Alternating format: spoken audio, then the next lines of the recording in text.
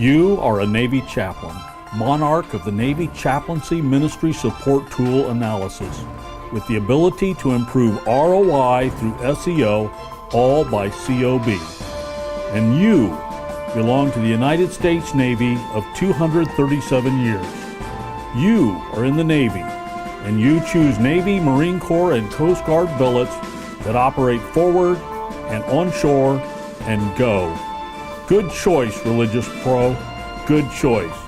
Go, Chaplain Corps. Go like a pro.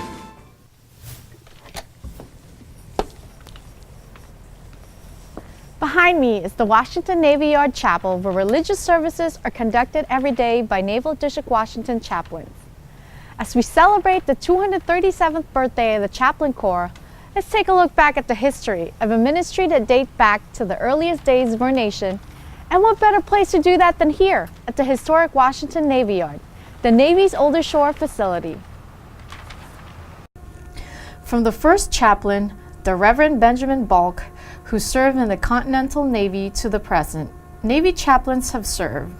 Now, Navy chaplains minister as servants of God in our great nation and every part of the world to men and women in the Navy, the Marine Corps, the Coast Guard, and the Merchant Marine. In the 21st century, with a Navy of more than 100 religious faith traditions, chaplains called to serve, provide, and facilitate the free exercise of religion, caring for all, advising commands, and personnel with professional, moral, and ethical counsel. Every chaplain has a ministry context, and this year our focus narrows to our host, Naval District Washington. Did you know that Naval District Washington is known as the quarterdeck of the Navy? The Washington Navy Yard is called the quarterdeck of the Navy because in front of the Tingy House, which is one of the first buildings that were built here, in fact it was the home of the commandants of the Navy Yard and is now the home of the Chief of Naval Operations. In front of that home by Latrobe Gate it's Lutzy Park. And at Lutzy Park we have many foreign dignitaries have been here, presidents and prime ministers from other countries, Medal of Honor recipients of our own. All the presidents and most of the first ladies have been at that quarterdeck site in Lutzy Park at one time or another. The Washington Navy Yard is the oldest Navy base in the United States. It was established on the 2nd of October 1799 when Congress decided that they needed a Navy base close to the nation's capital. And so this is as close as you can get on the water. There were also abundant supplies of timber and the ability to bring ships up out of the water, which is something that was done in those days. In fact, in the early days, one of the big enterprises of the Washington Navy Yard was to repair ships, to provide ships with anchor and chain and the other things that were necessary for their operation. From about 1847 on, that shifted. The emphasis shifted to ordnance development, that is cannon making and that sort of thing. And John Dahlgren, who later became known as the father of naval ordnance, cut his teeth at the Washington Navy Yard, where he tested cannon, firing shot out into the river and in various other ways to come up with the best cannon for the United States Navy. The Washington Navy Yard has other important functions about it. Some of the early work done on naval aviation was done here. The development of catapults, the use of seaplanes, they all got their start here at the Washington Navy Yard.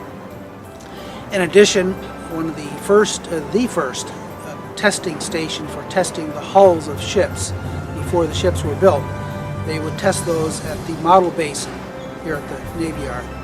That's now done at the David Taylor Model Basin over in Carter Rock, Maryland. The start was here. So the Navy Yard has many reasons why it's important. It was important to the U.S. government, for instance. It was important to the U.S. Navy in its history. And it was important to the people of Maryland, Virginia, and the District of Columbia. The Washington Navy Yard continues to be important as the quarterdeck of the Navy. We still have many ceremonial functions here, awards, retirements, and various other activities of that sort. And being very close to the nation's capital, it's very important. It is the Navy's window on Washington, if you will. Today, the Washington Navy Yard serves as the headquarters for Naval District Washington. The Washington Navy Yard is constantly undergoing renovation and is now home to numerous support activities for the fleet. Naval District Washington is comprised of Naval Support Activity Washington, Naval Support Activity South Potomac, Naval Air Station Patuxent River, Naval Support Activity Bethesda, Naval Support Activity Annapolis, and Joint Base Anacostia Bowling. The list of prominent commands and facilities in the AOR include the Pentagon, Marine Corps Base Quantico, the United States Naval Academy, the Naval Observatory, and Walter Reed National Military Medical Center Bethesda. From Naval Support Facility Dahlgren to the hallowed grounds of Arlington National Cemetery to Camp David, Naval District Washington extends its rich history into the 21st century. Naval District Washington religious services coordinate and facilitate religious ministries, pastoral care, training, and ceremonial support, all aimed at the spiritual health of our community. Our mission here at Arlington National Cemetery is really threefold. One is to render the honors to the service members that they deserve for their sacrifice and their service to our country, protecting the freedoms that we enjoy each day. Secondly, and most importantly, I think, is to minister to the families of those who have fallen. They are in a desperate time of need, and we step in a moment of their lives that is profound and meaningful. And it's a great honor to be involved in that process. Thirdly, and often unnoticed, is the ministry that we provide to those who assist us in rendering the honors to our service members, the ceremonial guardsmen, the staff members here at Arlington National Cemetery. And it's in those moments of personal conversation, in the moment of honor, when we get to step aside and have those personal conversations and minister to those who are often dealing with death for the first time in their lives. Young guardsmen who are away from home for the first time and asking important questions, profound questions of life. And so being a part of that ministry here at Arlington National Cemetery is an honor, and it's a great privilege to be involved with the men and women who serve here. It's a rewarding ministry because you read history in a history book, but here history comes alive. These people that we are performing funerals for every day have lived this history, and so it's a unique experience to get to talk to family members and talk to other servicemen and women who have been there and can tell us these stories. And it's very rewarding to be a part of that, and very honorable for us to be here to do this for these families. I'd say that the mission of the NDW chaplains is the same as the mission of all of the chaplains in the Navy, which is to touch people at times of discovery, transitions in their lives, young, old, healthy, or in the midst of grief. Life is filled with transitions, and we bear hope. We help them discover the meaning of life and death and promises beyond death. So I think the mission here is exactly the same as it is throughout the Navy. And here at Arlington National Cemetery in Section 2, there are 4 memorials to remember those chaplains who gave their lives in 4 wars. They're right behind me. This is a sacred place. These are hallowed grounds. And part of our mission here at Naval District Washington is to bring honor to those who have made the ultimate sacrifice, to remember the families as well, to minister to them when they come to this wonderful place in our nation's capital.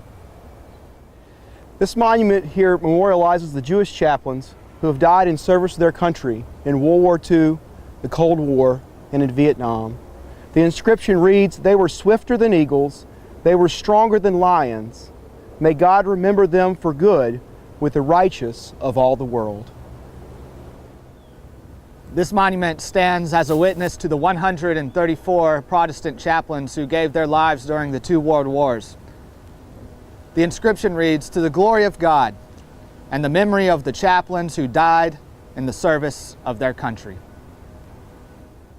this is a monument to the Catholic chaplains who died serving our country during World War II, the Korean and Vietnam conflicts. The inscription reads, "May God grant peace to them and to the country they serve so well." This memorial remembers chaplains who gave their lives in World War I. There's an inscription that is very significant, and it reads, "Greater love hath no man than this, that a man lay down his life for his friends." To you from failing hands we throw the torch. Be yours to hold it high. Happy birthday, Navy chaplains. Hold the torch high.